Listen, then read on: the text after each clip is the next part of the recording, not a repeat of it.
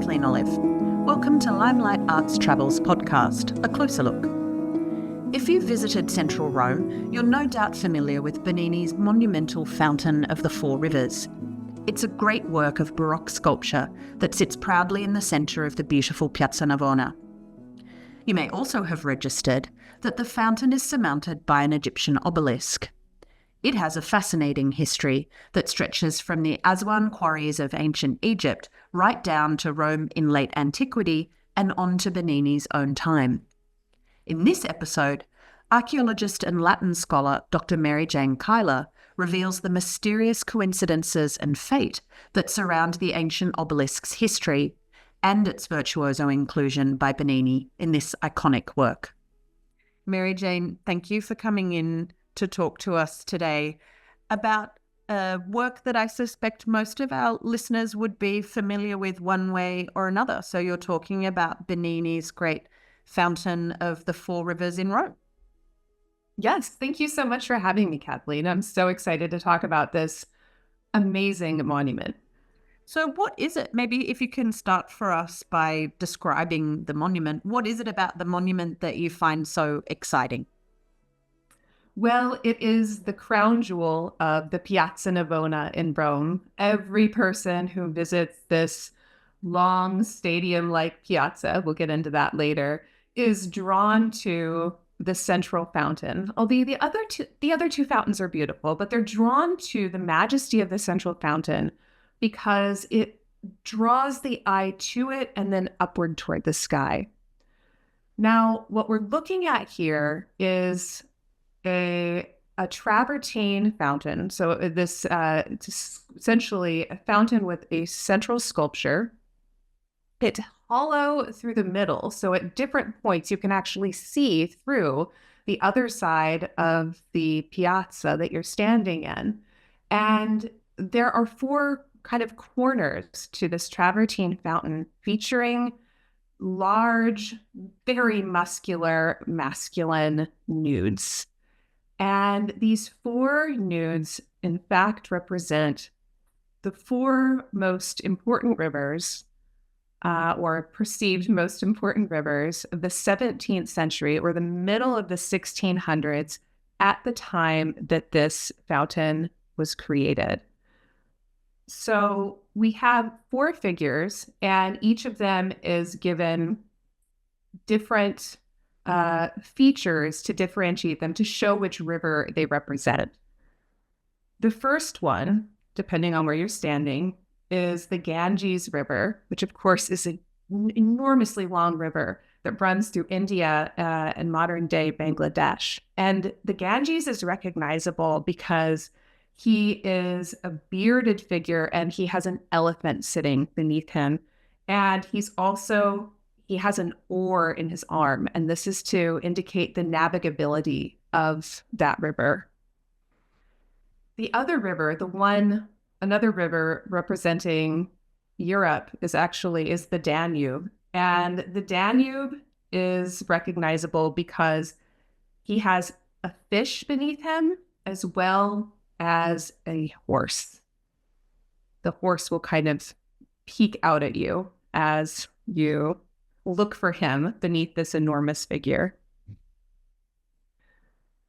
Then we have the Nile River, and the Nile is recognizable principally because he is a veiled figure, and it's thought that the veil over his head indicates that at the time, in the middle of the 1600s, nobody knew where the source of the Nile was. So it's shrouded in mystery, like literally and figuratively. And he's also recognizable because there is a lion next to him, a lion sitting on the rocks, and also a palm tree, also a symbol to the Italians of Egypt. And perhaps the oddest one to the modern viewer is the final figure, which is the figure that is sitting over a pile of coins. And he has a hand reaching up to sort of ward off a snake that is coming down from above. And this figure is meant to represent what was believed to be a very important river of the New World. And this is the so-called Rio de la Plata. And the Rio de la Plata is actually technically an estuary that is divides modern day Uruguay and Argentina. And so this was not actually a river, but at the time of this creation, it was thought to be an important river that maybe would have cut through the Americas. So each of these is symbolically showing these rivers of different continents over which the Catholic Church had dominion, and being all water deities themselves, it is completely apt that they are sitting around a fountain. Now, topping everything and almost as if floating on top of the travertine sculpture is a very, very imposing obelisk of Aswan granite. And that is, to me, perhaps one of the more interesting aspects as an archaeologist of this fountain. In that case, can you tell us more about it? I mean, I'm sure people who've been to Rome or to other major cities, but especially to Rome, can think of a number of places where there are these obelisks, that ancient kind of monument standing sentinel over the baroque city of Rome. And just like a fountain like this would require in the 17th century such amazing hydraulic engineering, presumably erecting all of those obelisks also requires some pretty significant mechanical engineering as well. What lies behind this interest in re-erecting these obelisks, and where did they come from? Wonderful question. There are currently 13 obelisks throughout Rome. And that is for those of you who are going to visit Rome soon or planning a visit, making a pilgrimage to the different obelisks of Rome is such a wonderful way to spend a weekend or a couple of days. Yeah. The interesting thing about this obelisk in particular is that it is the reason why this fountain was created. It's the purpose.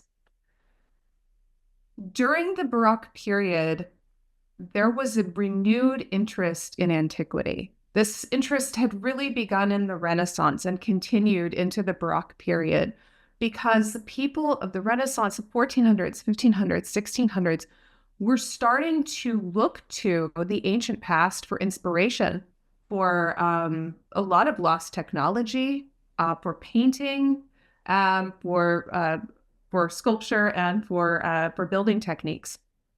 There was almost a mania around discovering these enormous, not just obelisks, but ancient statuary, and setting them up and putting them on display and copying them.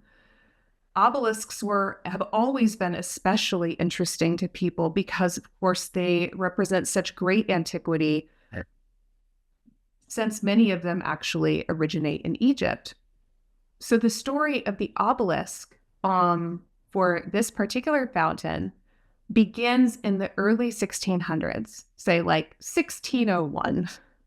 The obelisk was found in many pieces in the Circus of Maxentius, which at the time they didn't know it was the Circus of Maxentius, but at any rate, they would later discover that. But they found this, the presence of this massive obelisk in this huge area just off the Via Appia, the Appian Way. And nobody did anything about it because they just knew it was there and decided someday we'll do something with this. Well, fast forward to the 1640s, and we have late 1640s, and we have Pope Innocent X, who decides that he would like to set up an obelisk. And in fact, he wants to set it up in the middle of the Piazza Navona. And he wants a statue or a fountain to be built there with statues, because before, apparently all that was there was this giant horse trough. So, no, I mean, the horses had somewhere to drink, but was it very visually appealing? Maybe not. And so the Pope Innocent X asked his people to start excavating this enormous obelisk and to start piecing it together. And he had a contest to see who could design the best fountain that would please him. And interestingly, and this is, of course, part of the lore of, the Blue Guide and every tour guide and anytime you visit this fountain, you'll hear somebody saying this. Pope Innocent X hated the artist Bernini. Bernini had been the special sculptor of the previous pope, who was his enemy, and he did not let Bernini enter the contest at all. And he chose a design by Borromini, who was one of Bernini's rivals, and that was that. However, different factions were at work, and it was essentially the Pope was tricked into choosing Bernini's design because he was invited to Palazzo just right off of the Piazza Navona. And he was there for a party, and he saw this incredible model for a fountain with these four river gods. And he was just enamored of it. And he just had to have it. And it had to be the one. And it turned out to be, by Bernini.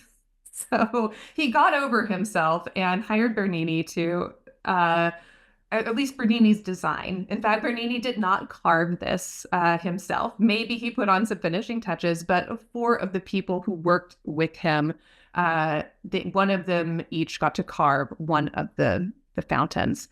And so for that reason, in the meantime, we have this fountain. It was to house or to support this obelisk. But in the meantime, they set the obelisk up, and it had a lot of missing pieces. They had to fit broken pieces here and there. And when you look at it, you can see that there's gaps in it. But they set it all up and had no idea what all the hieroglyphs on it said, because the Rosetta Stone was still like 150 years away from being discovered. And so nobody knew how to translate hieroglyphs. They couldn't read them. So this is where the mystery, and I think the greatest part of the story, begins. So the mystery and the greatest part of the story then that you're tantalizingly setting up for us, how long did it take for the mystery to be revealed? Well, let's see. We're going to have to go back in time to the 80s AD. So we're going to go back in time to the area upon which the Piazza Navona sits. Now, the Piazza Navona is not very wide. It's very, very long. And it actually preserves the original shape of an ancient Roman stadium. It was the stadium of the Emperor Domitian. And it was dedicated in, I believe, 87 AD. And it was in space for athletic contests. And it remained that for many, many years.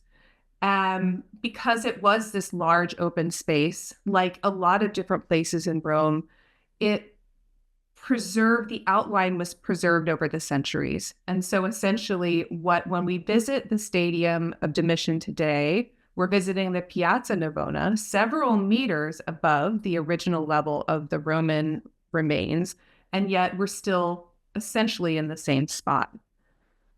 Now, not too far from the Stadium of Domitian or the Piazza Navona, there was also a massive complex dedicated to Egyptian gods, especially the goddess Isis. This complex is known as an Iseum. This is what we call a complex dedicated to Isis. And it was filled with statuary associated with Egyptian gods. And you can see a lot of statuary from this Iseum today in the Vatican museums, in the Egyptian collections. And it's believed, though we're not 100% sure, but it's pretty certain that this Isaiah, also built under Domitian, it's actually not too, it's about 500 meters as the crow flies from the Stadium of Domitian, is the area around where Santa Maria sopra Minerva is, not just kind of behind the Pantheon.